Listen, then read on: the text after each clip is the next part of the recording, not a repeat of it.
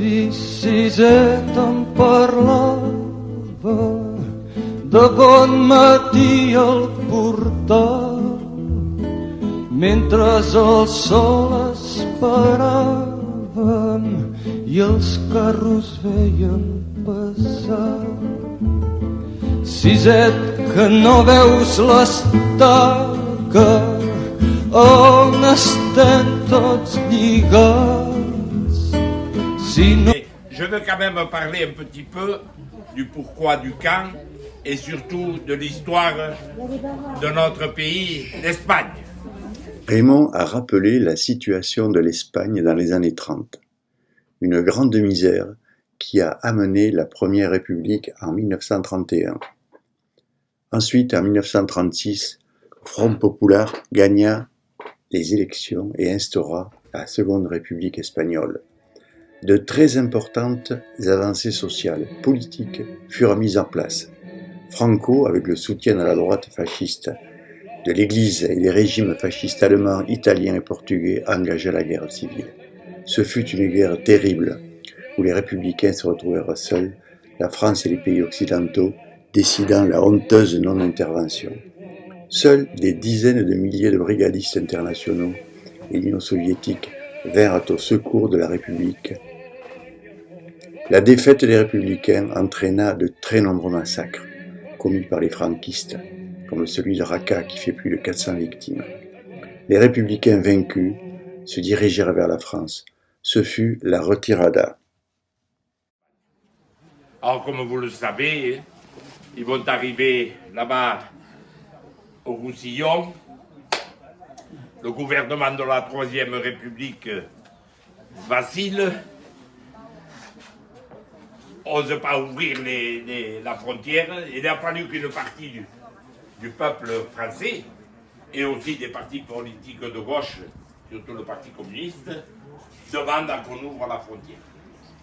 On va accueillir d'abord les femmes et les enfants et on va les envoyer dans des refuges un petit peu dans tout le territoire français. Ma mère et ma grand-mère sont arrivés en Bretagne, loin d'ici, et en Normandie, bon. Après, on laisse passer les blessés. Il y avait beaucoup de blessés de la guerre d'Espagne. Et on va les accueillir dans les hôpitaux. Et après, il restait les soldats de la République. 200 000. Alors, bien sûr, là, le gouvernement de la Troisième République hésite. Et ces révolutionnaires, ces rouges, de les armer comme ils étaient. Et enfin, après, bien sûr, des combats des partis de gauche, et surtout du Parti communiste, il faut le dire. Ils ouvrent la frontière, mais ils vont mal les accueillir. C'est les plages du Roussillon, Argelès, Saint-Cyprien. Dans ces plages immenses, où il n'y avait aucune baraque, aucun abri. En février. On n'avait pas oublié, en plus, au mois de février, bon, vous connaissez toutes la traversée des Pyrénées, sous la neige, toutes ces photos que nous avons. Et ils arrivent et on les met dans ces plages. On n'oublie pas de mettre les barbelés. On amène les troupes coloniales françaises pour les garder, les fameux Sénégalais. Et là, ça va être terrible pour eux.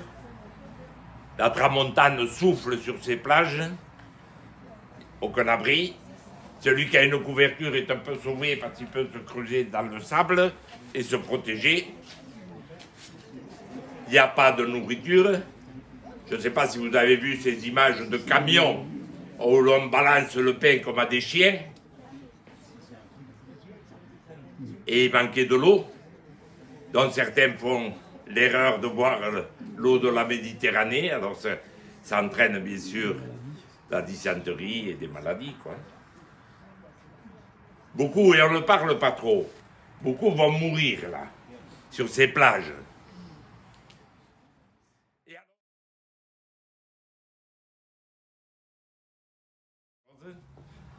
Et le gouvernement de la Troisième République décide de construire des camps qu'on va appeler au début camps de concentration.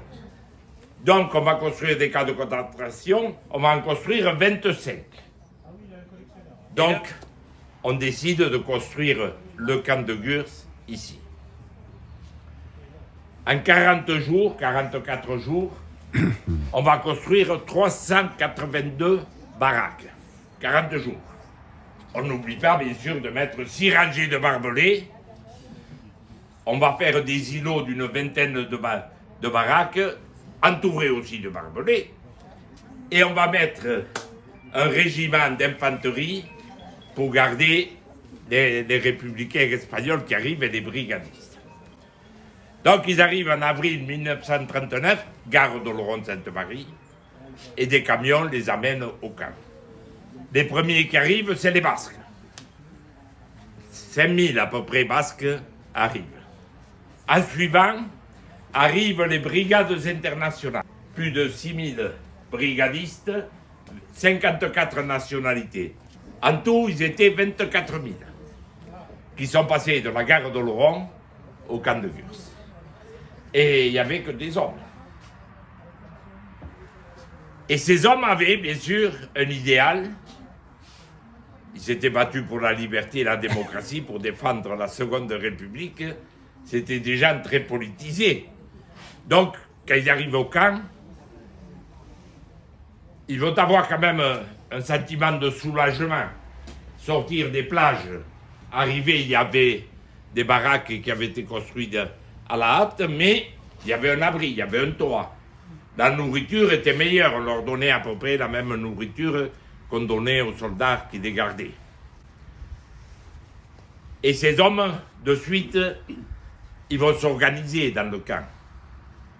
Il va y avoir dans chaque un chef d'îlot, ils vont se préparer au niveau culturel, bien sûr au niveau éducatif aussi. Il va y avoir beaucoup d'enseignants dans ces troupes, que ce soit chez les brigadistes ou chez les républicains espagnols. Et puis, comme ils le savaient, la Seconde Guerre mondiale va éclater. Quand les Allemands, les nazis rentrent en Pologne, la France et l'Angleterre, là, elles sont quand même obligées de déclarer la guerre. Et puis, dans les camps, il y a une effervescence. Parce qu'on se dit, nos ennemis, c'était bien les nazis. Donc, on veut participer à ce combat. Et beaucoup demandent au chef de camp de pouvoir être enrôlé dans l'armée française. La Troisième République hésite. Et pour en revenir à ce qu'il s'est passé, bon, ça vous le savez, le gouvernement de la Troisième République dit que nous avons des Espagnols là, dans les camps, on va en faire des compagnies de travailleurs étrangers. Donc, on va envoyer ces gens-là, certains comme mon père, à la Bouègre dans les Landes, couper des pins pour les fortifications. Donc, comme vous connaissez l'histoire de France, le gouvernement de la Troisième République à Bordeaux démissionne et il va y avoir une préparation entre députés et sénateurs. On va passer à un vote et on va élire Pétain, le fameux maréchal Pétain, le héros soi-disant de la Première Guerre mondiale, qui va devenir le chef de l'État. Il n'y a que 80 qui ont refusé. Et dans ces 80, de lui donner les pleins pouvoirs, dont Jean Mendiondo et 2 autres députés d'ailleurs du département des Pyrénées-Atlantiques. Pétain de suite, qui était quelqu'un d'extrême droite, il y avait Laval, vont former un gouvernement à Vichy, vont de suite signer l'armistice avec le régime nazi, avec Hitler, et la France est coupée en deux. Et le camp de Gurs, c'est dans la zone, entre guillemets, dite libre, qui est sous responsabilité du gouvernement de Pétain.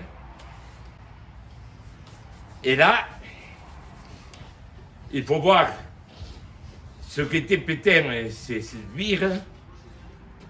Le mois d'octobre 1940, on commence à préparer les statuts des Juifs. Les Juifs deviennent des gens de seconde zone. Ils n'ont plus aucun droit.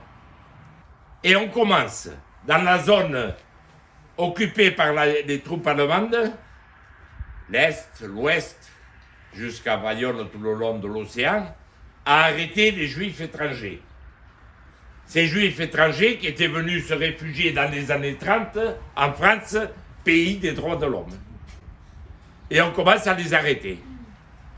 Et beaucoup, on va les amener ici au camp de Gurs.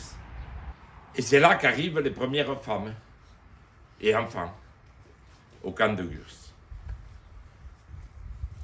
Et en même temps, en Allemagne, on prépare une certaine déportation. Les Juifs allemands, on commence à les arrêter. La Gestapo et les SS les acheminent vers les gares et puis on les envoie vers la France. Et ils vont arriver ici, plus de 6000 et quelques, hommes, femmes et enfants. Et en même temps, on va acheminer les républicains espagnols et les enfants qui étaient en Normandie ou en Bretagne. Et hop, on envoie tout ce monde ici au camp de Gurs. Et ce qui va être terrible, c'est 1942. 1942, la solution finale, décrétée par les nazis. On met en place les fameux camps d'extermination en Pologne. Et là, c'est une tâche quand même pour la France, pour le peuple français aussi. C'est quand les nazis demandent au régime de Pétain d'envoyer les Juifs qu'ils ont dans les camps de concentration français. Et d'ici, du camp de Gurs, vont sortir 6 convois. Près de 4000 personnes, hommes, femmes et enfants. Alors ma mère faisait des cauchemars toute sa vie par rapport à ce qui se passait quand les troupes ou les policiers français habillés de noir, c'était des espèces de gardes mobiles, qui arrivaient le matin à 6 heures, entouraient le camp de Gurs et on faisait l'appel de ceux qui allaient partir le lendemain. Alors bien sûr, on ne savait pas qu'il y avait des chambres à gaz. On ne savait pas qu'il y avait des fours crématoires. Mais on savait que si on partait vers l'Est, on ne revenait pas. À l'intérieur du camp, c'était des hurlements. C'était chacun essayait de cacher. Il y avait des justes français qui étaient dans le camp. Les gens des postes de chaussée. Les ingénieurs des postes de chaussée qui étaient là, qui avaient la responsabilité de l'entretien du camp. Et les ouvriers français qui étaient là. On essayait de cacher les enfants. Il leur fallait 1000 personnes pour partir le lendemain. Et c'était la police française. Ils fouillaient les baraques, ils cherchaient partout. Et le lendemain, ils partaient dans les camions vers la gare d'Oloron. Bien sûr, on les faisait partir à l'aube pour que les Oloronais ne se rendent pas compte de ce qui se passait. Et on les mettait dans les trains, direction Drancy, et de Drancy, bien sûr, par le camp d'extermination. Près de 4000, comme je vous disais, sont partis, aucun n'est revenu, quoi. Aucun n'est revenu. Et alors, qu'est-ce qui se passe dans les camps, et surtout à Gurs? Ben, le gouvernement de Pétain a besoin de main-d'œuvre. 1,5 million ou plus de soldats français sont enfermés dans des stalags en Allemagne. On a besoin de main-d'œuvre. Donc, on va mettre en place des groupements de travailleurs étrangers. Et ces hommes, qui avaient été mal reçus par la Troisième République vont commencer à s'organiser. Et ça va devenir les guerrilleros. Et ici, dans notre région, dans la vallée d'Osso, il y a toute une histoire de ces guerrilleros. Ortiz l'a décrit dans plusieurs livres et dans plusieurs documentaires. Ils vont former la 10e brigade de guerrilleros. Et ça va être eux qui vont être un fer de lance de la résistance dans notre région. On a les documentaires d'Ortiz et des responsables de la résistance française disent, quelqu'un que j'ai connu, Bonne, à Oloron, qui était un des chefs de la résistance de l'armée secrète, dit heureusement qu'on avait les soldats de la République espagnole pour se battre. Parce qu'eux, ils étaient formés, ils étaient battus pendant 3 ans contre le fascisme. Ils savaient ce que c'était les combats. Et ils vont participer, bien sûr, à la libération de notre Auvergne.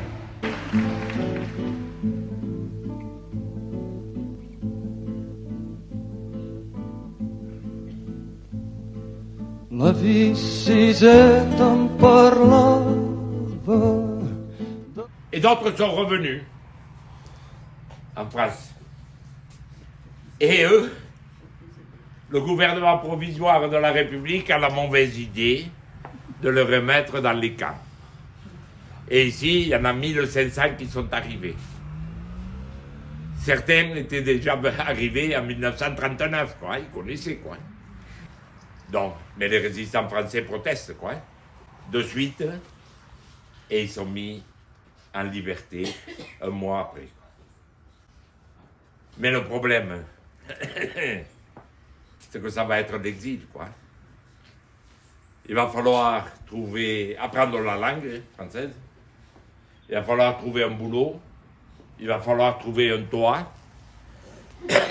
Et moi, je suis né en 1946.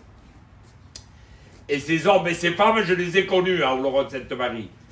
Parce qu'il y avait une forte colonie de gens qui avaient été au camp de Gurs, qui étaient à Oloron, quoi. Et voilà. Et le camp de Gurs. Alors bien sûr, au camp de Gurs, 1945, 46, 47, le gouvernement de la 4e République décide de détruire les baraques et il restait que le cimetière. Le cimetière où il y a 1073 tombes. Bien sûr, on n'a tué personne ici, hein. Mais les gens, ils sont morts de maladie, de froid, de privation et de peur. Alors après, on a monté Terre de mémoire et de lutte, il y a quelques années. Et nous, on est dirigé vers l'Espagne. On a commencé à travailler avec le gouvernement d'Aragon, qui à l'époque était un peu progressiste. Maintenant, il a changé. Et après, avec le gouvernement de Scali, avec le gouvernement de Navarre, et dernièrement, il y a quelques années, il y a 2 ou 3 ans, avec le gouvernement central espagnol. Et maintenant, comme vous avez pu le lire dans les journaux, il va y avoir un centre d'interprétation au camp de Gurs, avec le pays de Béarn. Et bon, c'est bien lancé. On a réussi à introduire les associations comme Terre de mémoire ou l'amicale du camp de Gurs dans le conseil, dans le collectif, pour préparer tout cela, quoi. Et ce qui est fort ici, il y a d'autres lieux de mémoire où ça a fonctionné, à Rivesaltes ou au camp des Milles du côté de Marseille, où il y a quand même des professionnels, où il y a des centres d'interprétation. Ici, on n'est que des bénévoles, quoi. Que ce soit à l'amicale du camp de Gurs, que ce soit à Terre de mémoire ou à Mer, on est des bénévoles. Mais on essaye, on a beaucoup de visites au camp de Gurs. Et nous, direction l'Espagne. On reçoit à peu près 1500 élèves espagnols chaque année ici pour leur expliquer. Transmettre. Bien sûr, on n'est pas des professionnels, hein. On n'est pas des guides professionnels. Mais on a les tripes, quoi. Hein. Puis on explique à ces jeunes, plus jamais ça, quoi. Hein. Plus jamais ça. Et surtout dans la période actuelle, quoi, que l'on traverse. Voilà où c'est qu'on en est. Et je vous remercie de m'avoir écouté. Merci.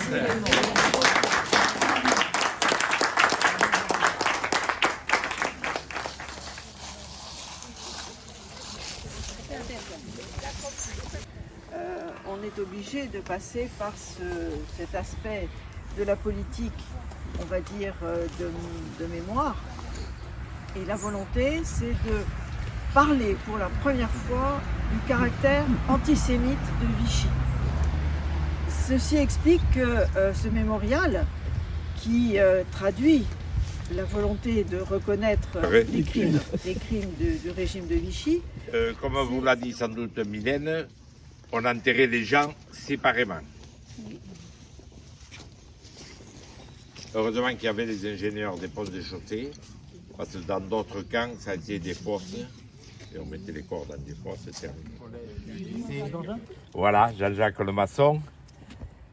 Les élèves de Gélos sont venus, avec leur professeur, construire cette baraque. Alors c'est les mêmes dimensions que l'époque, la même forme, simplement le matériel n'est plus le même. Et avec toute la partie administrative, ici c'était les cantonnements des gardiens et des GTIs, de ceux qui faisaient les compagnies de travailleurs étrangers, puis tous les îlots. Ce qu'il en restait, vous voyez qu'il en restait plus grand chose en 1945. Et à partir de là, j'ai pris la photo date de 2016, on voit bien que la forêt. Voilà. Alors, ce que Raymond n'a pas dit peut-être comme ça, mais il faut dire que le canton de Navarinx, le député de Navarinx s'appelait Tixier-Vignancourt à l'époque. Aïe, aïe, aïe. Extrême droite. Et il ornait la raille du côté de Montléon.